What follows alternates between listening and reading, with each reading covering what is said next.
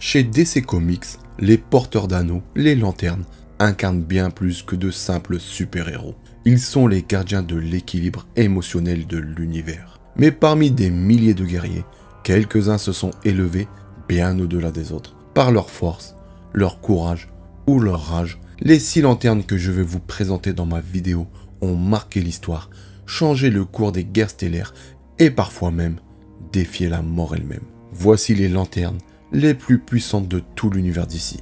Mais juste avant les amis, n'oubliez pas de liker, partager et vous abonner. Cela m'aide énormément pour le référencement. C'est parti. En numéro 6, Indigo One, l'étrangère venue de nulle part. Quand Indigo One fut sa première apparition, peu savaient d'où elle venait ni qui elle était. Elle surgit pendant la montée des tensions entre les différents corps émotionnels. Vert, volonté, jaune, peur, rouge, rage, violet, amour, orange, avarice, bleu, espoir, noir, mort et indigo, compassion. Couverte de symboles lumineux et maniant un bâton de lumière au lieu de l'anneau traditionnel, elle semblait plus mystique que militaire. Elle parlait dans une langue incompréhensible et ses gestes étaient calmes, presque religieux. Indigo One n'était pas une guerrière ordinaire. Elle était la chef du mystérieux Indigo Tribe, un groupe de porteurs d'anneaux indigo, maîtres de la compassion absolue. Mais derrière cette apparence spirituelle se cachait un passé beaucoup plus brutal. Ce n'est que plus tard que la vérité fut révélée. Indigo One s'appelait autrefois Irok et elle était une criminelle intergalactique, une meurtrière cruelle, responsable de la mort d'êtres chers au Green Lantern Abin Sur. Elle n'était pas une victime de guerre ni une idéaliste, mais une psychopathe sans remords. Plutôt que de l'exécuter, Abin Sur, accompagné du gardien secret Natromo, décida de tester un nouveau projet, un anneau de compassion capable de forcer l'empathie dans l'esprit des plus vils criminels. Ils créèrent alors l'Indigo Tribe pour expérimenter ce concept. Irok devint la première porteuse de l'anneau Indigo, et sous son influence, elle fut transformée non seulement dans ses actions, mais dans son âme. La compassion imposée par l'anneau la força à revivre la douleur de ses victimes, à ressentir le chagrin qu'elle avait causé. Ce n'était pas un pardon, c'était une rééducation par la souffrance émotionnelle. En tant que Indigo One, Irok devint une prêtresse, une guide spirituelle. Elle parcourut l'univers, rassemblant les pires criminels pour les reformer en membres du Tribe. Leur langue restait incompréhensible pour les autres, mais lorsqu'un Indigo choisissait de parler une autre langue, c'était souvent le signe d'une volonté retrouvée. Elle devint une figure d'équilibre entre les corps émotionnels. Elle ne cherchait ni la guerre, ni le pouvoir. Son but était l'harmonie par la rédemption. Mais elle savait que l'équilibre nécessitait parfois des actes impitoyables, et elle n'hésitait pas à intervenir dans des grands conflits cosmiques. Lors de Blackest Night, Indigo One joua un rôle crucial. Elle fut l'une des premières à comprendre la menace de Nekron, seigneur de la mort, et l'importance de rassembler tous les corps émotionnels pour y faire face. Elle chercha l'aide de Hal Jordan, qu'elle respectait malgré son passé en tant que Parallax. Avec lui, elle convaincut les leaders des autres corps de s'unir contre la mort. C'est Indigo One qui porta l'anneau noir de Black Hand, le premier serviteur de Nekron, le maintenant en vie pour comprendre la nature du Black Lantern Corps. Sans elle, l'union des corps et la victoire contre la nuit noire auraient sans doute été impossibles. Mais elle n'était pas libre. Son anneau l'obligeait à ressentir, à pleurer, à se souvenir. Lorsqu'elle fut brièvement séparée de l'anneau, Irok redevint brièvement elle-même, et cette version sans compassion était froide, distante, dangereuse. Cela souleva une question morale. Est-ce encore une rédemption si elle est imposée? Est-ce de la justice ou une forme de torture bienveillante? Indigo One elle-même semble consciente de cette ambivalence. Elle croit en la mission du Tribe, mais elle sait qu'elle est aussi une prisonnière réformée, une arme forgée à partir du remords imposé. Dans la nuit noire, Indigo One continue à veiller sur l'équilibre cosmique. Elle intervient rarement, mais toujours lorsque les émotions déséquilibrent l'univers. Elle est respectée par tous les corps, crainte par certains et vénérée par d'autres comme une guide spirituelle. Elle garde l'identité d'Irok en elle comme un fardeau. Elle ne nie pas ce qu'elle était. Au contraire, elle le garde comme un rappel permanent du prix de la rédemption. Indigo One est une figure unique de l'univers d'ici. Ni héroïne, ni véritable antagoniste, elle est le produit d'un espoir radical que même les âmes les plus corrompues puissent changer, à condition de ressentir. Sa compassion n'est pas douceur, c'est une force brutale, une lumière qui vous oblige à affronter vos pires actes et à en tirer une humanité que vous ne saviez même pas posséder. En 5, Atrocitus, la naissance d'une rage éternelle. Dans un secteur reculé de l'univers, le secteur 666, vivait une race pacifique connue sous le nom des Crolians sur la planète Ryut. Parmi eux se trouvait un homme nommé Atros, un père et un érudit respecté pour sa sagesse et sa compassion. Mais son destin bascula à jamais lorsque les Manhunters, les premières forces de l'ordre créées par les gardiens de l'univers, se retournèrent contre leur mission initiale.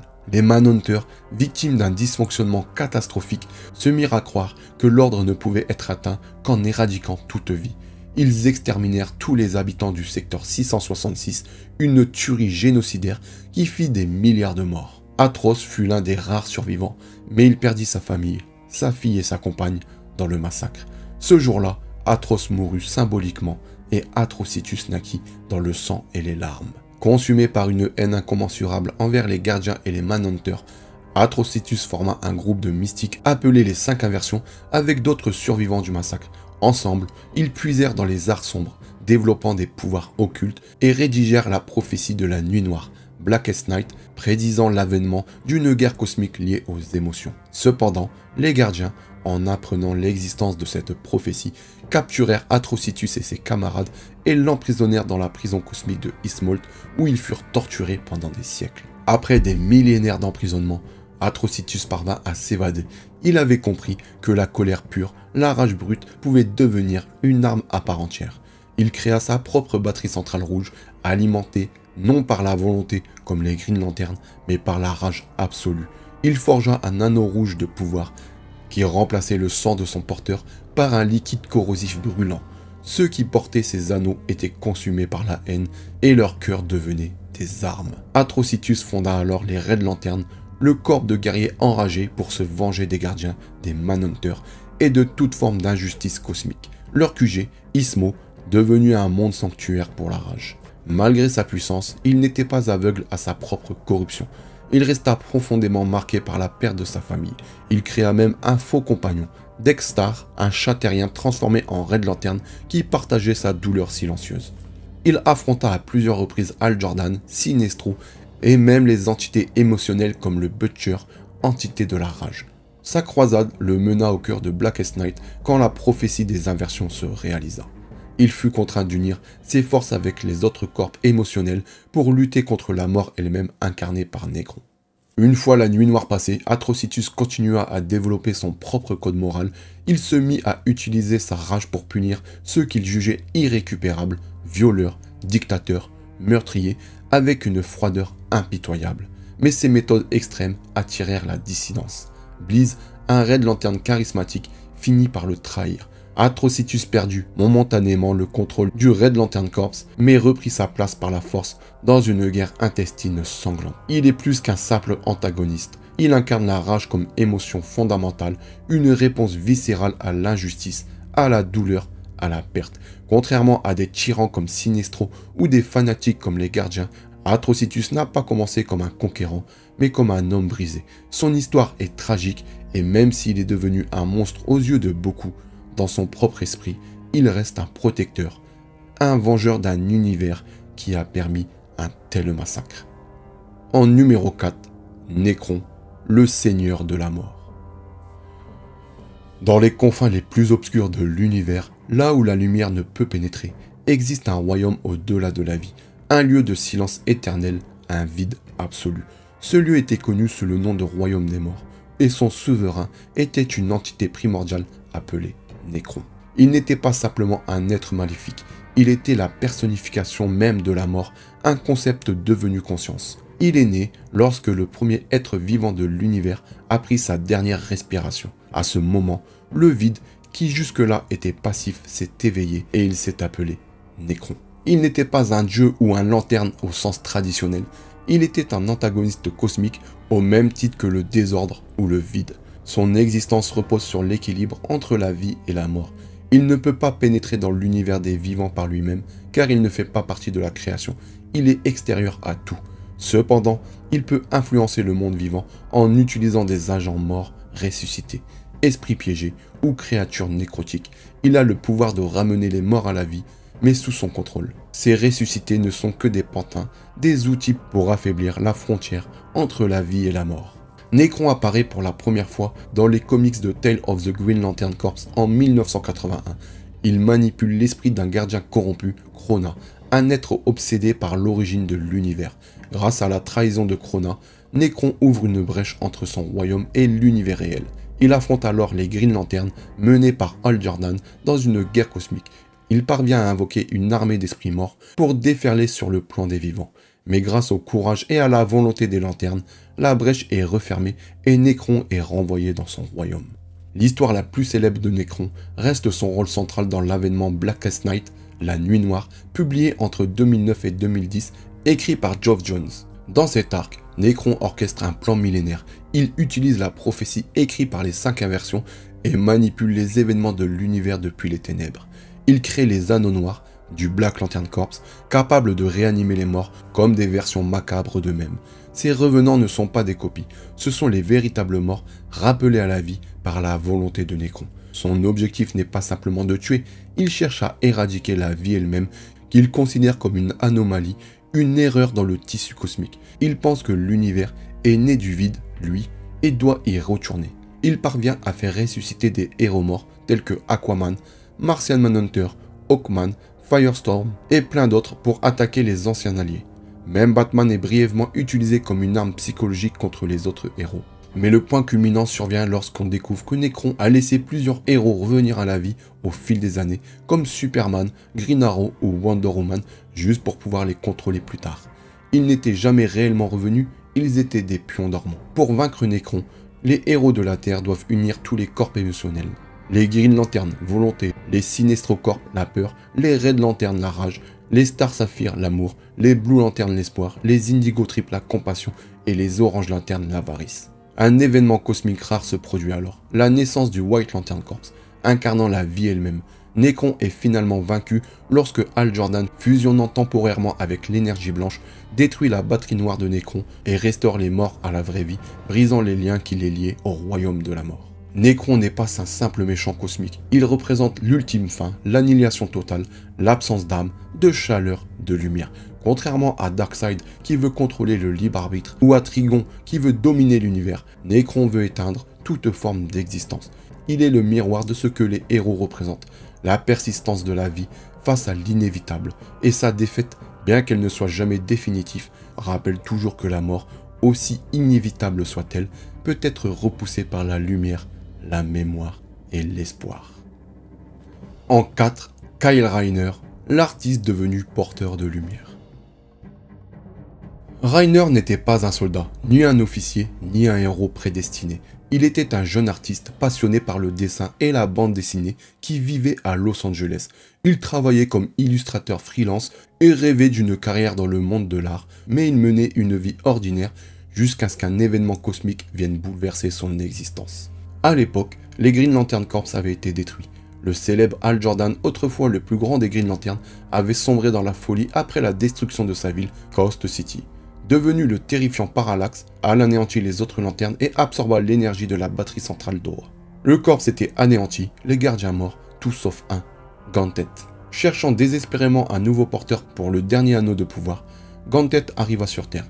Il ne choisit pas Kyle parce qu'il était spécial, il le trouva par hasard dans une ruelle derrière un club. En lui tendant l'anneau, il dit simplement « Tu feras l'affaire ». C'est ainsi que Kyle Rayner devint le dernier Green Lantern. Contrairement à ses prédécesseurs, Kyle n'avait aucune formation, ni discipline militaire, ni instruction du corps.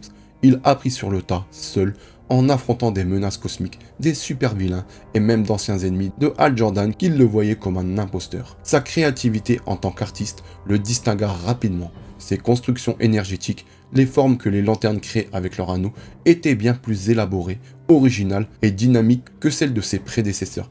Il se battait non pas avec la rage ou la discipline, mais avec l'imagination et la volonté de bien faire. L'un des événements les plus marquants de la vie de Kyle fut la mort brutale de sa petite amie, Alexandra D. White, peu après qu'il ait reçu l'anneau. Elle fut étranglée et placée dans un réfrigérateur par le tueur en série Major Force, un acte cruel et emblématique. Cet événement devint tristement célèbre dans l'histoire des comics pour avoir inspiré le terme Friedging ou Femme dans le frigo, dénonçant l'usage récurrent de personnages féminins tués pour faire évoluer le héros masculin. Mais sur ce plan narratif, cela renforça Kyle, qui transforma sa douleur en motivation, devenant plus que déterminé à faire le bien. Pendant des années, Reiner fut le seul Green Lantern existant, défendant seul l'univers tout entier. Il fit équipe avec les Titans, la Justice League et gagna le respect des héros comme Superman, Wonder Woman et même Batman, qui le considéraient d'abord comme un amateur. Il affronta des menaces comme Mongul, Graven, fils de Darkseid, et participa à de nombreuses crises cosmiques. Mais c'est lors de son affrontement avec Parallax, Hal Jordan, que Kyle montra toute sa valeur. Il fut instrumental dans la rédemption de Hal, révélant que Parallax était en réalité une entité de peur parasitaire ayant infecté Hal. Kyle aida à séparer Hal de Parallax, permettant son retour comme Green Lantern. Plus tard, Kyle devient Ion, une entité vivante de volonté pure, après avoir absorbé l'énergie de la batterie centrale. Pendant un temps, il posséda un pouvoir presque divin, surpassant même Superman. Il resta humble, utilisant ce pouvoir pour restaurer le Green Lantern Corps et aider les gardiens à renaître. Mais ce fardeau était lourd, et il finit par se séparer d'Ion pour revenir à une vie plus équilibrée, redevenant un Green Lantern parmi d'autres, mais jamais un lanterne ordinaire. Dans l'événement New Guardian, Kyle accomplit un exploit que personne d'autre dans l'univers n'avait réalisé. Il apprivoisa toutes les émotions du spectre émotionnel.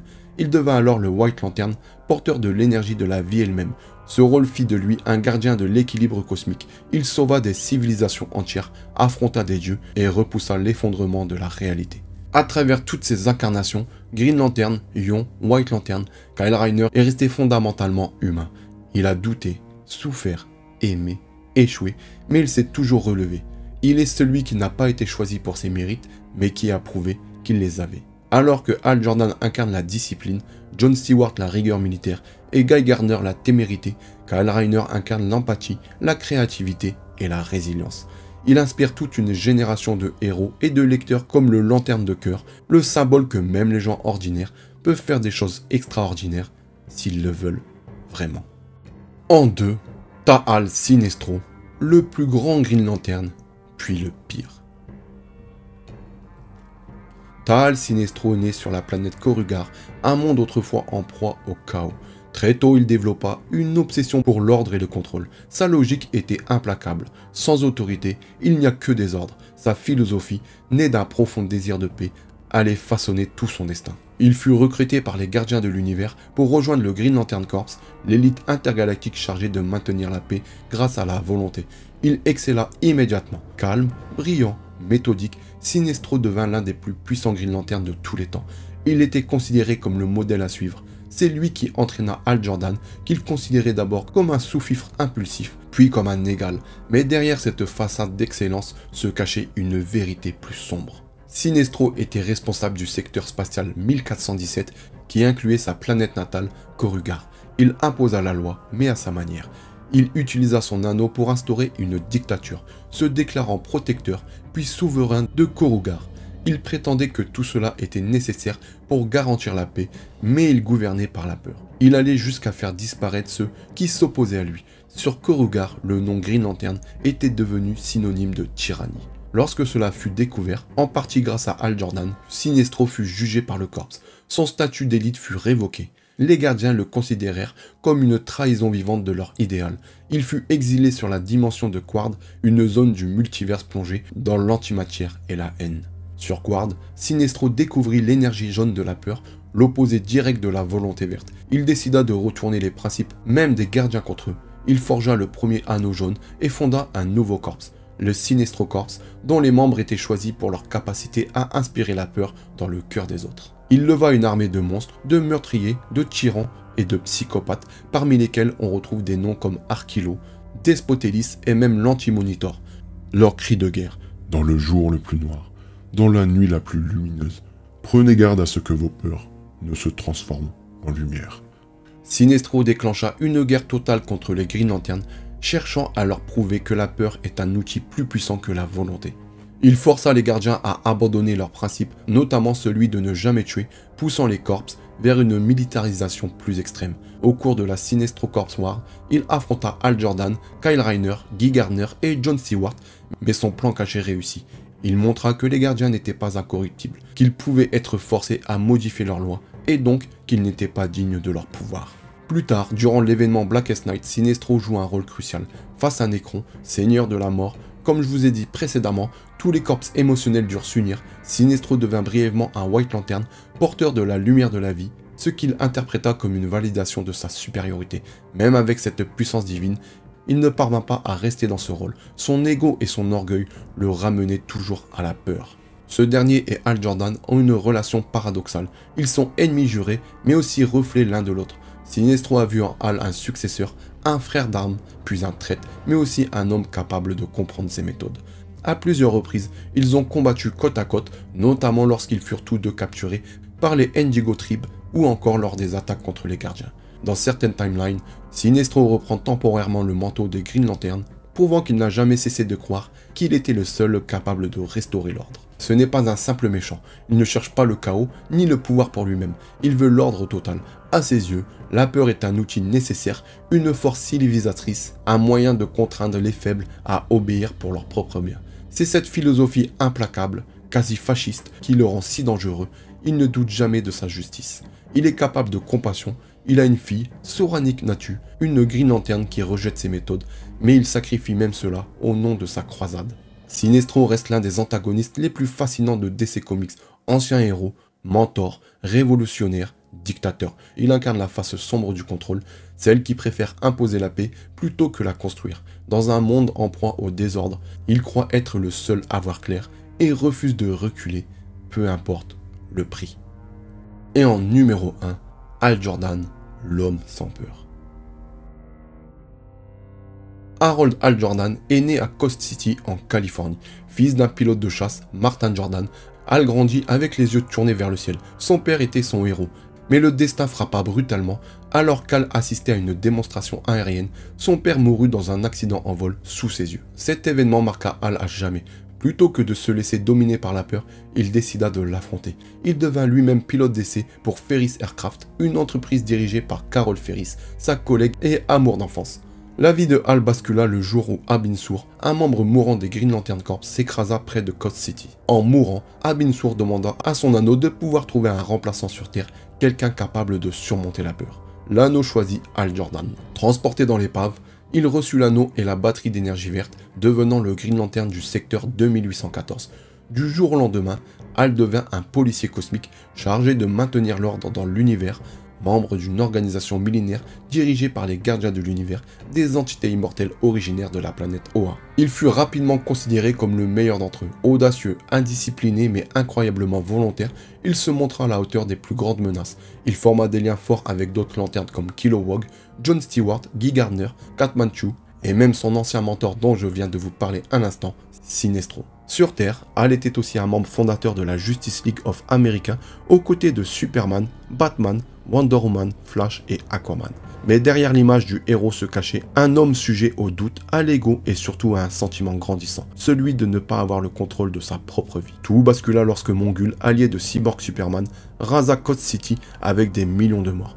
Hal arriva trop tard, traumatisé, brisé, il tenta de reconstruire la ville avec son anneau, mais les gardiens le réprimandèrent, il voyait cet acte comme un abus de pouvoir. Il craqua, envahi par le chagrin, la colère et le sentiment d'injustice. Il vola vers Ao pour réclamer plus de pouvoir. Sur son chemin, il affronta et tua plusieurs Green Lantern, leur prenant leur anneau. Finalement, il absorba l'énergie de la batterie centrale, tuant même Kilowog temporairement et détruisant les gardiens, à l'exception de Quantet. Hal devint alors Parallax, une entité d'énergie jaune incarnation de la peur. Sous cette nouvelle forme, il devint l'un des plus grands ennemis de l'univers d'ici. Il affronta la Justice League, remodela la réalité lors de Zero Hour et sombra dans une spirale de folie. Malgré tout, il n'avait pas disparu. Un fragment de sa conscience survivait, rongé par la culpabilité. Lors de l'événement Final Night, quand le soleil était sur le point de s'éteindre, il se sacrifia pour rallumer le soleil, sauvant la Terre et tout le système solaire. Il mourut en héros. Après sa mort, l'âme de Hal fut choisie pour devenir l'hôte du spectre, l'esprit de la vengeance divine. Durant cette période, il tenta d'utiliser son pouvoir pour apporter la rédemption plutôt que la punition. Mais ce rôle n'était pas fait pour lui. Le spectre était trop brutal, trop divin, et Hal restait un homme. Dans la saga Green Lantern Rebirth, écrit aussi par Geoff Johns, la vérité éclata. Parallax n'était pas Hal Jordan. Il était en fait une entité parasite de peur qui avait pris possession de Hal à un moment de faiblesse. Ce n'était pas lui qui avait sombré, mais un autre qui le contrôlait. Grâce à l'aide de ses amis, Batman, Flash, Green Arrow, Kyle Rayner, Hal fut libéré, ressuscité dans son corps originel, il reprit son rôle de Green Lantern. De retour à la vie, il joua un rôle central dans la reconstruction du corps, aux côtés de Kyle, John, Guy et les autres. Il affronta des nouvelles menaces, le Sinestro Corps, les Blackest Night avec les Black Lanterns, puis la Right of the First Lantern, et enfin les gardiens eux-mêmes, devenus fous de pouvoir. Lors des guerres des corps émotionnels, il comprit que toutes les émotions avaient leur place et il porta même brièvement d'autres anneaux, notamment celui de la peur jaune du Sinestro Corps et de la colère des Reines Lanternes, de l'amour des Star Sapphire et même de la mort Black Lantern, sans jamais se laisser dominer. Hal reste aux yeux de beaucoup le Green Lantern définitif, non pas parce qu'il est parfait, mais parce qu'il est faillible. Il est un homme capable de tomber, de se perdre, mais aussi de revenir plus fort. Son courage n'est pas l'absence de peur, mais sa maîtrise. Sa volonté est incassable, non parce qu'il est invincible, mais parce qu'il n'abandonne jamais. Nous arrivons à la fin de la vidéo les amis. Dites-moi vous dans les commentaires quel est votre corps émotionnel préféré. Est-ce la volonté, la peur, la rage, l'amour, l'avarice, l'espoir ou la compassion, etc. Et surtout, quel est votre personnage préféré? J'ai hâte de vous lire. En tout cas, si la vidéo vous a plu, n'hésitez pas à partager, liker et vous abonner. Cela m'aide énormément et me donne de la force. Sur ce, nous on se retrouve très bientôt pour une nouvelle vidéo. En attendant, prenez soin de vous et de vos familles. Peace out.